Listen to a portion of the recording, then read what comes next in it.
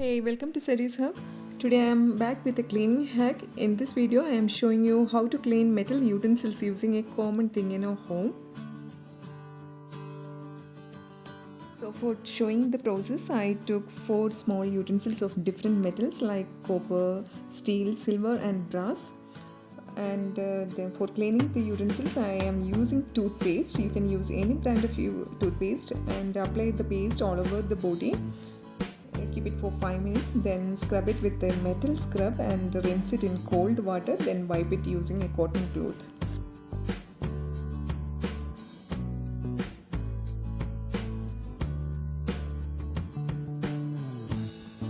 As you see, the method is very simple. You can see the difference and you can use this method for cleaning any metal object. Thanks for watching. If you like the video, show it by clicking the like button.